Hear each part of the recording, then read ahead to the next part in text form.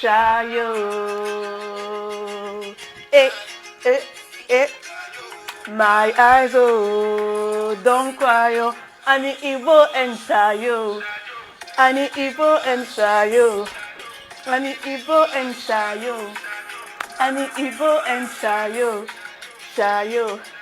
Shayo. Qui a besoin d'Igbo and Shayo? On s'enjaille tous sur le son de Burna Boy, mais on se rend pas compte qu'en fait le gars, il a le cœur brisé comme il est là. Le gars, il est single, il a le cœur vraiment brisé. Salut la famille, j'espère que vous allez bien. En tout cas, moi je vais très très bien. Alors ma prochaine vidéo ici, comme vous avez pu le comprendre dans la chanson de Burna Boy, c'est au sujet des personnes célibataires. J'avais envie d'en parler parce que je me suis dit, en vrai de vrai, parfois il faut comprendre que le statut de célibataire, c'est pas une punition. Bien au contraire. J'ai envie de souligner le fait ici dans cette vidéo que le statut de célibataire, c'est quelque chose qui peut être très bénéfique, qu'il faut comprendre que c'est un moment où tu dois vraiment te concentrer sur toi et que c'est le meilleur moment pour devenir la meilleure version de toi pour ta prochaine relation. Donc ce n'est pas une punition, ce n'est pas une honte, bien au contraire, le célibat a beaucoup d'avantages et j'ai envie de les mettre en valeur aujourd'hui. Alors moi, vous me connaissez, j'aime poser des questions, j'aime avoir l'avis de mon entourage, donc je me suis amusée à créer cette question à poser à tous mes amis célibataires qui ont pris la peine de me répondre. Et d'ailleurs, j'aimerais les remercier d'abord pour avoir joué le jeu et pour avoir répondu sincèrement aux questions, parce que grâce à ça, je vais pouvoir effectuer cette vidéo. Donc tout d'abord, merci à vous. La première question, first thing first, j'ai demandé, es-tu célibataire par choix ou par défaut? D'ailleurs, je t'invite à écrire les questions et à te les poser sincèrement, vraiment à te poser et à réfléchir. Parce que je pense que ça peut être important de se poser ces questions pour un peu analyser sa situation et je pense que ça peut être que positif pour le futur. Donc, je t'invite à prendre un bic, à noter les questions et à te les poser sincèrement. Qu'est-ce que je veux dire par choix ou par défaut? Par choix, je veux dire qu'il y a certaines personnes qui sont célibataires parce qu'ils ont choisi d'être célibataires, parce qu'ils ont choisi de se concentrer sur eux-mêmes, c'est-à-dire qu'ils ont le choix de se mettre en couple parce qu'ils ont le choix de prétendants, de personnes qui sont intéressées, mais ils choisissent de rester célibataires pour se concentrer sur eux-mêmes, pour travailler sur eux-mêmes, pour devenir la meilleure version d'eux-mêmes, pour par la suite pouvoir se mettre en relation. Donc c'est ça que je veux dire par choix. Et par défaut, c'est justement ceux qui, au contraire, se pensent être prêts déjà à commencer une nouvelle relation, mais ne trouvent pas encore la bonne personne ou la bonne candidature, on va dire. Donc c'est plus ça par défaut. Je veux souligner le fait qu'il est important d'être honnête avec soi-même. Il ne faut pas se lancer dans des relations juste pour se lancer dans des relations et pour ne pas être seul.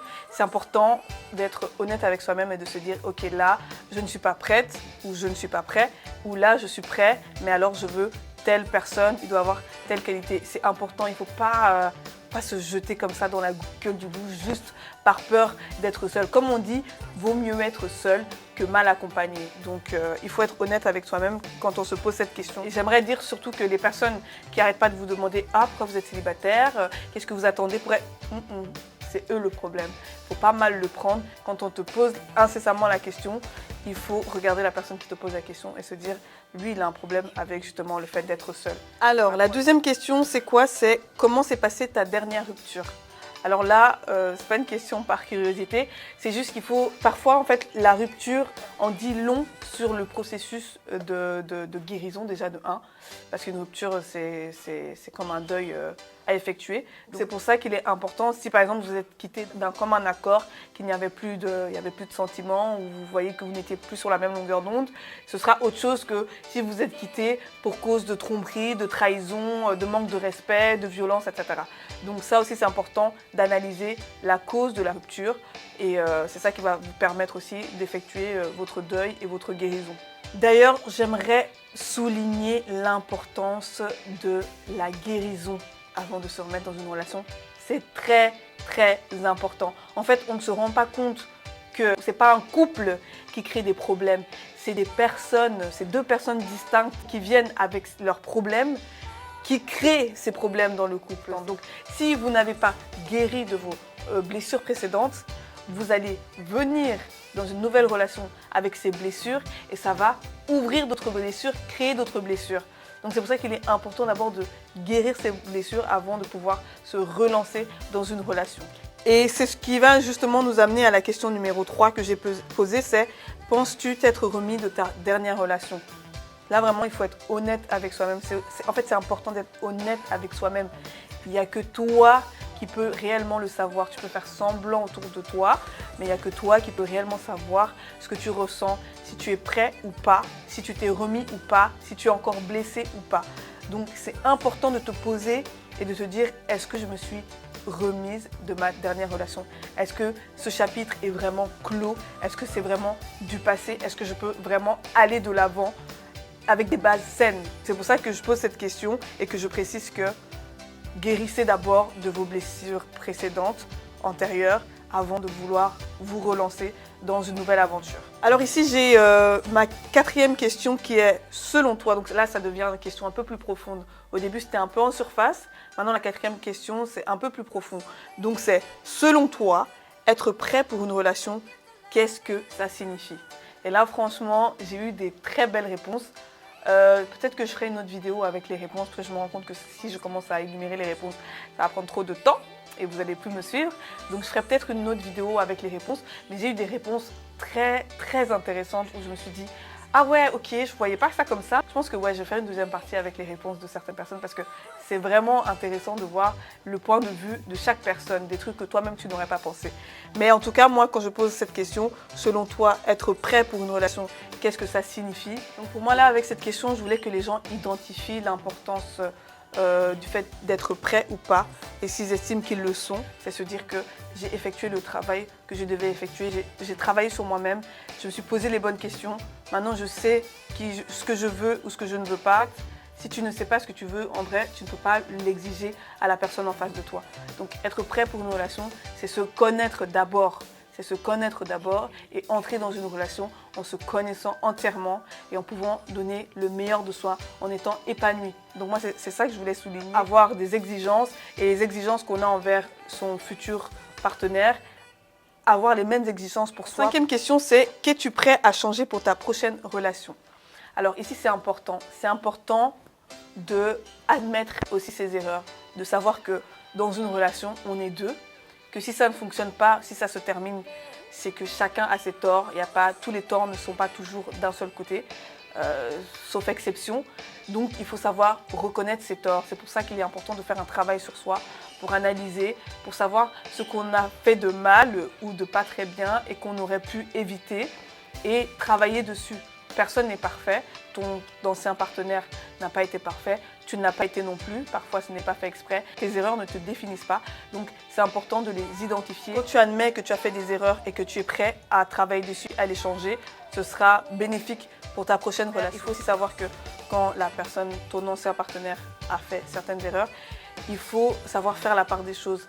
Ça ne veut pas dire que ton futur partenaire doit payer le prix des erreurs de ton ancien partenaire. C'est important vraiment de pouvoir dissocier les deux personnages. Ton futur partenaire n'a pas à payer le prix de toutes les erreurs de ton ancien partenaire. Donc c'est pour ça que c'est important encore cette histoire de guérison, c'est important d'avoir fait ce processus de guérison, de compréhension, de pardon aussi. C'est très important de pardonner parce que le pardon est une puissance qui libère, c'est réel, c'est toi que ça va libérer parce que avoir de la rancœur envers ton ancien partenaire, ça ne va t'amener nulle part. Alors je continue avec la 6e question. Sais-tu exactement ce que tu ne veux plus dans ta prochaine relation? Voilà, là c'est l'importance de savoir ce que tu veux et tu ne veux plus.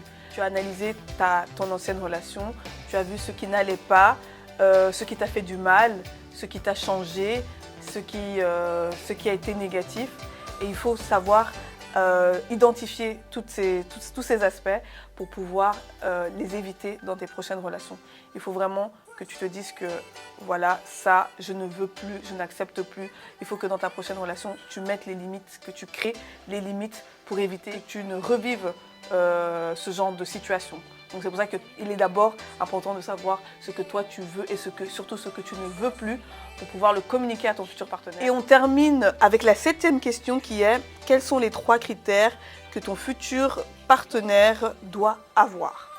3 critères indispensables, importants à tes yeux, que ton futur partenaire doit absolument avoir. Alors là, c'est vraiment à l'appréciation de chacun. C'est vraiment toi personnellement, qu'est-ce que tu estimes que ton partenaire, s'il n'a pas ces 3 critères, ça va être compliqué. Et là, c'est une question très profonde où toi, tu dois vraiment aussi identifier ce que tu veux réellement ou pas. Donc c'est pour ça que je pose cette question. Donc voilà, voilà les 7 questions. J'espère qu'elles vous ont plu. J'espère que vous avez écrit les questions et que vous allez prendre la peine d'y répondre. Et justement, pour pouvoir effectuer cette introspection dans votre statut de célibat, de savoir si finalement vous êtes ready to mingle, donc si vous êtes prêt à aller dans une nouvelle relation, ou alors si au contraire, vous estimez qu'il vous faut encore un processus de guérison. Et alors à ce moment-là, d'entamer ce processus de guérison et de prendre tout le temps qu'il vous faut. Il n'y a pas de temps limite, il n'y a pas de date de péremption. Non, prenez tout le temps qu'il vous faut. Et ce n'est jamais mauvais de prendre soin de soi-même. Ce n'est jamais mauvais. Donc même si ça vous prend 2-3 ans, 1 mois, 6 ans, faites-le correctement. Faites en sorte d'être guéri, d'avoir pensé toutes les blessures qui ont été ouvertes dans cette précédente relation pour pouvoir les fermer. Avec ça, j'aimerais préciser que dans tous les cas, il est important de rester positif, que le temps fait bien les choses. Il faut vraiment faire confiance au temps. Il fait bien les choses, même si ça prend du temps. Ça va finir par aller. Il ne faut pas se renfermer, il ne faut pas se dire que votre cas est désespéré, quel que soit le cas que vous êtes ou la situation dans laquelle vous êtes. Il ne faut pas désespérer, rester positif. Il y a une lumière au bout du tunnel, même pour l'amour.